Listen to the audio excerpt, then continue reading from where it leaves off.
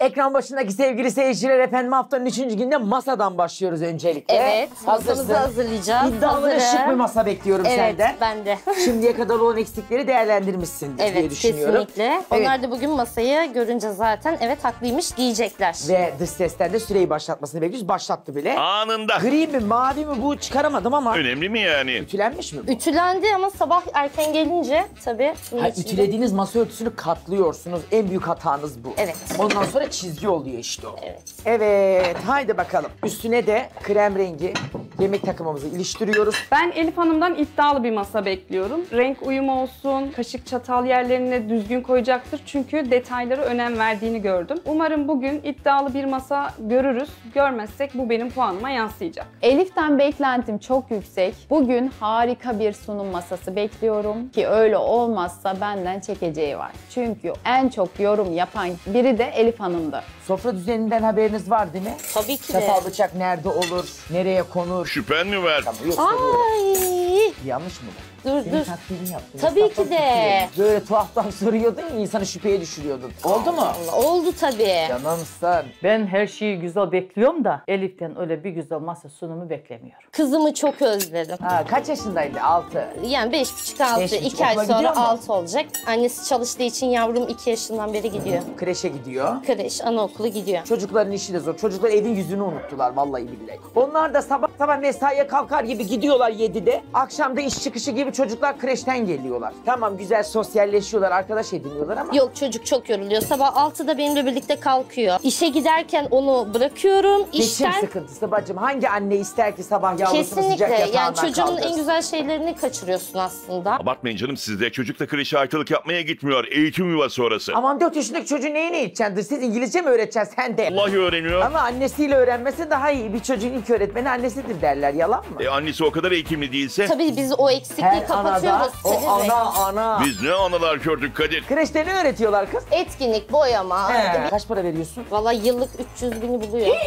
İşte o yüzden anneler, anneanneler, Anneanne yok mu babaanneler. anneannesi, babaanne? Anneanne çalışıyor, babaanne de köyde. O yüzden maalesef ki. Çocukları köye göndermek lazım. Bence de daha sağlıklı. Yazın- Peter Heidi gibi gezilsin çocuklar. Doğal ortam, hayvanlar. Neyse. Bu yaz ilk defa Kreş kızım sahiplerinin de yaz şimdi tatili ekmeğini yiyen yaptı. bir şey yapan engel olmayalım. Komşuya bırakacağını kreşe bırakacaksın öyle düşün. Ortaya var mı bir orada bir çiçek görüyorum. Kadir Bey. Yaptın şovunu. Ben 2 gündür kime ne konuşuyorum? Ya. Kime ne konuşuyor? Hanımlara konuşuyor. Aman Çiçekçi getirmiş aramış. pilli mumları. Durdurdum süreyi, yeter dokunmayın. Ama bir kontrol etseydin. Uzaktan kontrol et, dokanma. Laf Bakıyorum, soktu bakıyorum. duydun mu? Getirmiş pilli mumları dedi. Canım onları benim çocuğa işte kreşte dağıtıyorlar. Masa düzeni beni dün çok eleştirdiler ama çok güzel olacağını hiç zannetmiyorum. İnşallah bir kulp bulmazlar. Suların ağzını bile örttük, su bile doldurmadık. Hadi geç bakalım, bir de mutfaktaki performansını görelim. Gel. Ödülü kazanırsam aklımda 3 tane aslında plan var. Kazanacağıma inanıyorum. Kazanınca karar vereceğim. Gel Elif'ciğim, tamamdır. O işi de tamam. O tüpler, düdükler hazır arkamızda. Her şeyimiz hazır. Ben de hazırım. Ne yapacağız? Bunları bir devir teslim yapıyoruz. Peki. Onları eskimeden alayım, eve götüreceğim.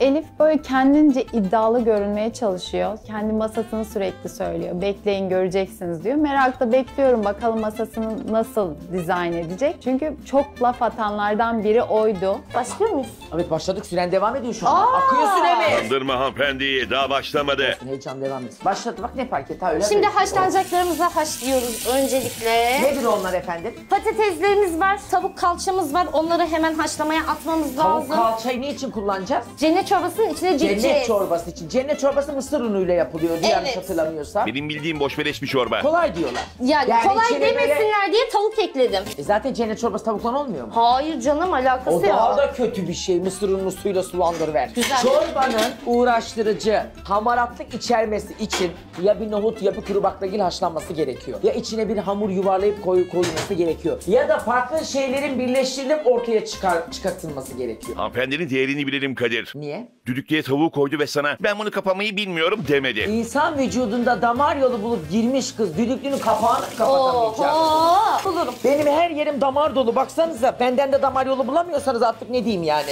Ay Kadir Bey. Ellerimin üstü üstü her yerim damar. Kan alabilir misiniz? Tövbe Tabii tövbe. getirin enjektörünü. Alabilir misin kız? Yalnız gerçekten bunu kullanmayı bilmiyorum. Ben eski usulcüyüm ama. Olamaz. Hayır. Eski usulcüyüm ama. Bunu kapatmayı bilmiyorum. Biz de bilmiyoruz. Buyurun efendim. Herkes kendi memleketinin bir yemeğine bir ad verir. Aslında o cennet çorbası dediği yemek tavuk çorbası değildir ona. Şimdi bir düdüklümüzde patates var, bir düdüklümüzde tavuk kalçası var. Evet. Öbüründe kuru dolma mı var Evet, tencerede? onlar da haşlanacak, Tamam, kaynayacak. ne yapıyoruz Şimdi biz? Dubai pastamızın kekini yapacağız. Ya. Kendine gel. Geldi. Reketin körlensin eğer bir daha Dubai dersen. Aa. Antep fıstıklı kadayıflı pasta yapıyoruz efendim. Tamam, Antep fıstıklı kadayıflı pastamızın kekini çırpacağız. Antep fıstıklı Erzurum esinti pastası. Her kadayıf... Evet efendim, Türk usulü yapıyoruz. Bizim Dubai ile Kubai ile işimiz yok. Dubai pastası çok basit bir şey. Hani onu uğraştıracak bir şey yok. Çok basit, hemencik yapıp bitirecek bir tatlı. Şimdi bu kek pandispanya keki mi? Pandispanya keki değil Değil. aslında. Değilse o Ee, zaman tek tek anlat çünkü Tamam. bilmiyoruz. Hemen anlatıyorum. 4 tane yumurtam var. Bunları bir güzel çırpacağım. Köpürünene kadar şeker ile birlikte. 1 su bardağı da şekerimi ekliyorum. Ondan sonra Bir köpürü... sarı beyaz ayırma durumumuz yok. Hayır, yok. Hepsi. Bunda sıvı girmiyor. Yani sıvı yağ, süt girmiyor kekimize. Kupkuru olur o zaman o. Hayır, olmayacak. Çünkü bunu köpürene kadar yapıyorum. Yumurtası çok oluyor. O zaman sütle ıslatacağız bu keki, doğru mu? Evet. Antep fıstıklı kadayıflı pastanın keki için malzemelerimiz 4 tane yumurta, 1 su bardağı şeker, 1 su bardağı un, 1 paket kabartma tozu, vanilya, 3 yemek kaşığı kakao. 3 yemek kaşığı kakaomu koyuyorum. Kakaolu keklerde unu çok koymayın çünkü kakao da keki katılaştırıyor. Sonra çok katı bir kek oluyor. Bunu harca davranıyoruz. O yüzden. Kabartma tozum var bir tane de vanilya var. Eşini sadece yemekte değil tatlıda da yiyor o zaman. Evet, ama eşimin yaptığı tatlılar genelde biz ev hanımlarına uygun tatlılar değil. Niye, ne yapıyor mesela? Vallahi isimlerini bile bilmiyorum ya. Ha, o derece. Ama böyle damak tadımıza uygun şeyler değil. Şimdi benim Onu kek kimler kalıbıma yiyor? müşterileri. Müşterileri ki uzaylılar mı kocanızın müşterileri? Vallahi artık bilmiyorum. Senin benim gibi insanlar geliyor. Yağlı kağıdımız. Eşinin şef olduğunu duyunca beklentim daha da yükseldi. Bakalım kapabilmiş mi eşinden bir şeyler? Tatlımızın keki kek kalıbına dökülüyor. Sevgili seyirciler, kekimiz de tamam. O makinede ne yoğuracaksan gel buraya. Çiğ böreğin hamurunu yoğurmuş. Çiğ böreğin hamurunu makinede mi yoğuracağız? Elimde de yoğurum. Bir Eskişehirli. Hayır, açacağım. Müsaaden olursa çıkmak istiyorum. Estağfurullah, müsaade sizin Kadir Bey. Hemen çıkabilirsin. Hayır. Sunucumu ne hale getirdiniz? Utanmıyorsunuz değil mi? Vallahi bu makineyi bozarım, sunucu gelsin. Kadir Bey, bıraktım. Kadir'im gel. Şimdi çiğ börek hamurumuz için 4 su bardağı unumuzu ekliyoruz. Allah çalıştırsa parmaklarım kopar. Tamam, Yani tamam. yüreğime iniyordu. Hayır, Kadir Bey, ben sizi Eskişehirli kırar mıyım dedim, hiç? çiğ börek dedim, abarttım. Makinede. Keki çırpaydım, boynum kıldan inceydi ama çiğ börek hamuru da makinede yoğurulmaz. Yani çiğ böreği normal hamur yoğuruyor, açıyor. Tekrar içine kıymalı bir harç yapıyor. Kapattıktan sonra yağda kızartıyor. Yani basit bence, çok basit. Hani benim yufka açmam yani çok zordu. Yufka hani açan da görmedim ben. Niye onda un var, onda su var? Şimdi buna yavaş yavaş ekleyip kıvam Niye vereceğim. ondan onu aktarmadın? Ne bileyim, daha güzel olsun diye herhalde. Bunun malzemesi un, su, tuz mu? Un, su, tuz, bir de yağı çekmesin, dışı parlak olsun diye çok az sirke atacağım. Sirke Bunu de şimdi atacaksın. yoğuracağım ama direkt açmaya başlamayacağım. Bu hamurun dinlenmesi gerekiyor. Onu zaten sen biraz böyle ilerleyen dakikalarda yapacaksın. Evet. Bir de servis sırasında. Ya ben şunda çok kararsızım. Şimdi normalde biz kıymayı döker dökmez hani bir taraftan döküyoruz, direkt yağ atıyoruz. Şimdi bekleme süremiz olduğu için ben bunu yağ atıp sizin önünüze koyarsam buz gibi bir şey koymuş olacağım. O nedenle kıymalı yaparsam beklerken de sulanacak. Şimdi O zaman sen kıymasını, hamurunu yapıp Evet. masadan kalkıp servis gelip sırasında katlayıp kızartıp gelmek ama açık istiyorum. keseceksin yani. o Tabii hazır tabii, olacak. her şey hazır olacak. Toplamda ne kadar sürer bu? Bir 5 dakika anca olur ha? Kızarması 5 dakika olur. İçine koymam da 5 dakika, 10 dakika işte. Bence şöyle yapmış. Dediğim gibi çorbayı servis ederken yağın altını yak git. Yağ kızsın. Bir tane yaptın attın, bir tane yaptın attın. Öyle gidelim. Evet, Yoksa öyle masada çok yapalım. beklemesen lafını ediyorlar. Evet, bence de beklemesinler. Kimseye laf verecek Şimdi orada halim etler yok. görüyorum ben. Evet. Onlar sarılacak, bir de dövülecek galiba. Onlar dövülecek. Onları marine etmeye gerek yok çünkü etimiz soslu olacak. Tamam. Bu Onlar etleri, dövülecek. Bu etleri sevgili seyirciler bakın. Tek tek açacağız bunları. Niye kasaba açtırmadın mesela bunları? Evde hep kendim dövdüğüm için. Normal et dövmeyi biliyorsun. Biliyorum Güzel, canım. güzel.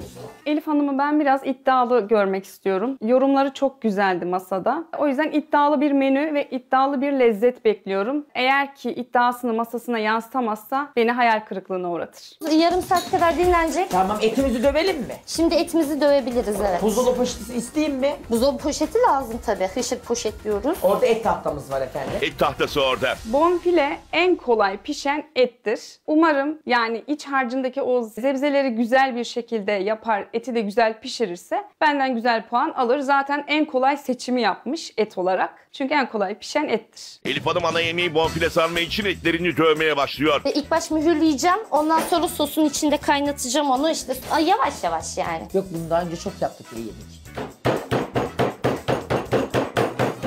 Bu benim etim. Ben onu sarmada halledeceğim. Elif Hanım bonfileleri mühürleyip sosun içinde kaynatmadan önce etlerini dövmeye devam ediyor.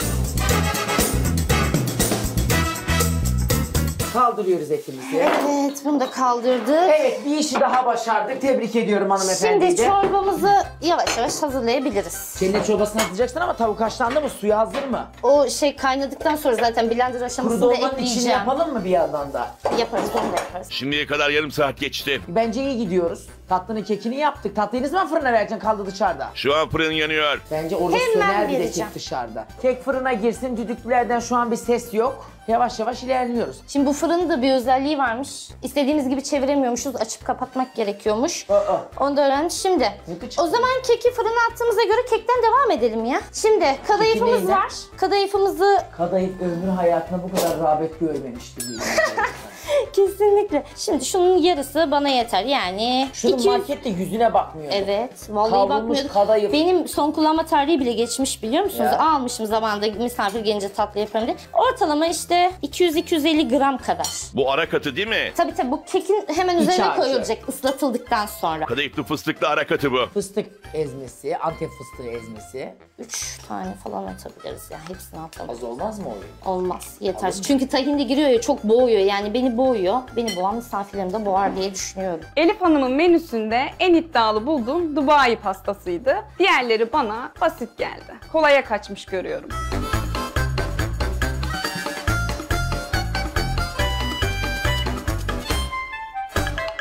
Son zamanlarda bu Dubai çikolatası, Dubai pastası çok meşhur oldu. Daha önce hiç pastasını yemedim. Yiyip deneyeceğiz. Yani beklentim yüksek. Tavuklu cennet çorbası için malzemelerimiz 2 yemek kaşığı tereyağı, 3 yemek kaşığı mısır unu, birer adet soğan, patates, havuç, 1 diş sarımsak, 1 adet tavuk kalça, 5 su bardağı sıcak su, 1 tatlı kaşığı tuz ve karabiber. Çorbası çok basit. Soğan doğuruyor, patates atıyor. Hani sonradan hepsini karıştırınca blenderla çekiyor. Hani çok basit çorba bu.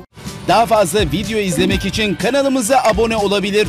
İlk izleyen olmak isterseniz bildirimleri açabilirsiniz.